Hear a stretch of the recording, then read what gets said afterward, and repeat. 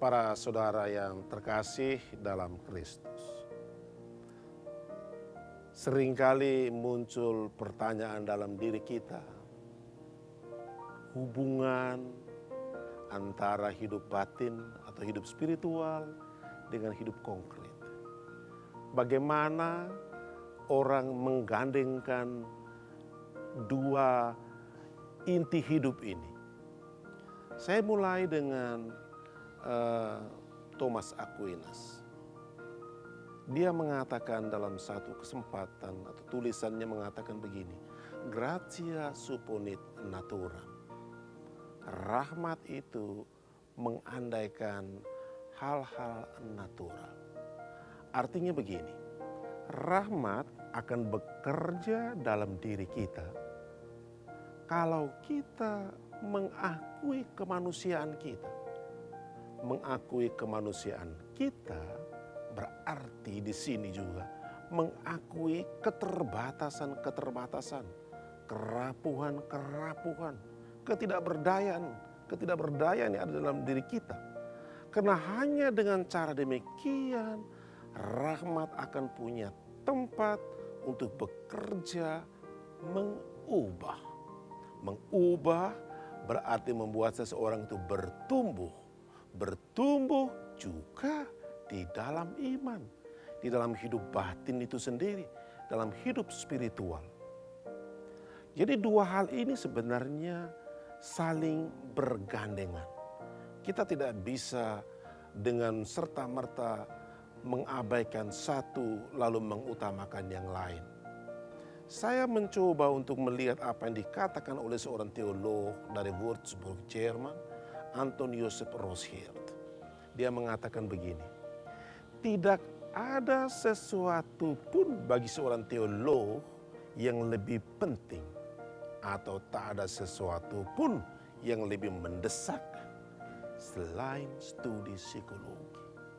Apa sebenarnya maksud dari teolog ini? Dia mau mengatakan begini, kalau kita bicara tentang kehendak atau bagaimana kita mengendalikan kehendak kita yang ada dalam diri kita untuk sampai pada kebajikan, maka seseorang itu harus mengetahui kehendak yang mengarahkan hati, mengarahkan perasaan-perasaan untuk mewujudkannya dalam perbuatan atau tindakan. Jadi orang harus mengerti, tahu tentang apa tindakannya, apa perbuatan-perbuatannya, dan ini akan menolong dia untuk mengerti apa sebenarnya kehendak yang dimaksud itu. Jadi dua hal ini sebenarnya saling melengkapi, saling menyokong satu sama lain. Bukan saling meremehkan atau saling mengabaikan seperti yang dilihat pada kebanyakan orang mungkin ketika orang begitu terpesona, tertarik dengan hal-hal batin, lalu dia mengabaikan kemanusiaan ada dalam dirinya.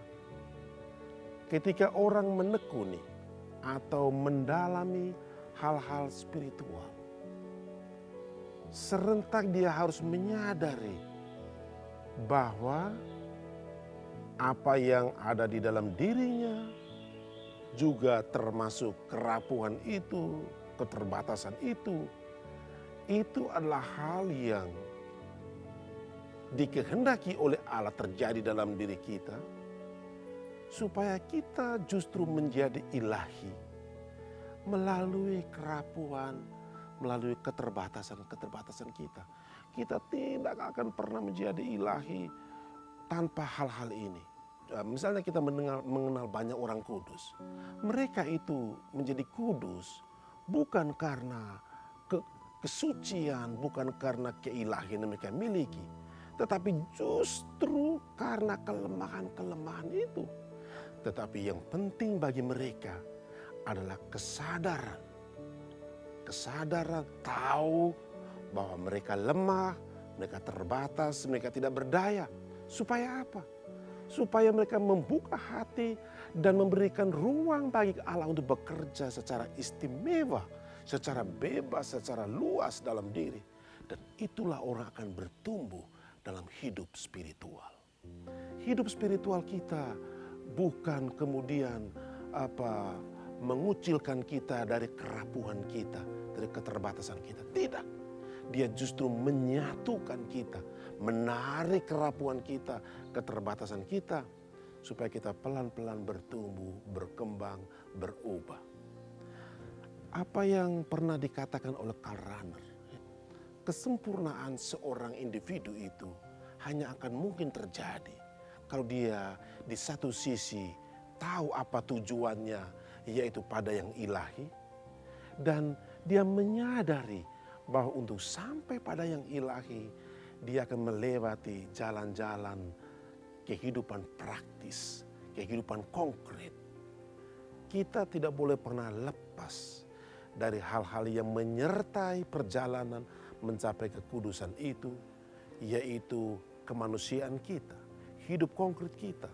Itu berarti dialog antara teologi dengan ilmu-ilmu profan lain, seperti antropologi, sosiologi, seperti macam-macam itu sangat penting. Karena ini hal-hal yang nampaknya berbeda, tetapi melihat satu hal yang sama, yaitu manusia dengan tujuan hidupnya. Dan sebagai seorang beriman, tujuan hidupnya adalah mencapai persatuan dengan Tuhan. Dan mencapai persatuan dengan Tuhan itu melalui hal-hal konkret. Ya, bukan sesuatu yang mengawang-awang di udara yang tidak realistis. Tetapi justru melalui pengalaman-pengalaman kecil dalam hidup kita. Ya, di dalam kehidupan sehari-hari kita. Itu bisa mengantar kita untuk mencapai kekudusan. Ya. Kita bisa belajar banyak dari para orang kudus. Salah satu yang menonjol misalnya Santa Teresia dari kanak-kanak Yesus. Ya. Dia mengajarkan kepada kita untuk mencintai hal-hal kecil dengan cinta yang besar. Itu artinya bahwa untuk mencapai kekudusan kita harus menjadi realistis, menjadi real dengan pengalaman kita setiap hari. Ketika dia dalam kehidupan setiap hari di komunitas, itu akan berinteraksi dengan sesama suster yang lain. Akan melakukan banyak hal yang lain juga di komunitas. Tanpa sadar, dia mempunyai tujuan hidup yang ilahi, tetapi dia juga mencoba menggandengkan itu, mengantar pengalaman hidup setiap hari yang dia alami itu. Itulah sosiologi yang dialami oleh Teresia. Itulah antropologi yang dialami oleh Teresia. Dia mencoba, itulah psikologi juga yang dialami Teresia. Dia mencoba memahami para susternya, para seniornya yang kadang menuntut banyak pengorbanan dalam dirinya. Menjadi orang yang sabar, menjadi orang yang dengan kebajikan-kebajikan tertentu. Tetapi apa yang dia alami itu justru akan membawa dia pada satu hal yang sangat dalam, sangat intim, yaitu persatuan dengan Tuhan yang menjadi tujuan dari hidup Teresia. Itu artinya bahwa benar apa yang dikatakan Rahner. Jadi tujuan pada kekudusan itu harus berangkat dari pengalaman-pengalaman konkret. Harus membuat kita juga mampu untuk hidup secara lebih konkret, lebih real. Semakin orang itu kudus, dia harus semakin real. Semakin dia itu ilahi, harus semakin manusiawi. Itulah pengalaman inkarnasi sendiri. 100% ilahi, 100% manusiawi. Saya berharap supaya kita pelan-pelan memahami bahwa hidup kita ini tidak bisa lepas satu dengan yang lain. Tapi keduanya saling bergandengan antara yang ilahi dengan yang manusiawi. Antara yang kudus dengan yang profan ini. Semuanya menyatukan kita dalam satu pribadi, diri kita sendiri yang melakukan perjalanan untuk mencapai persatuan dengan Tuhan itu sendiri.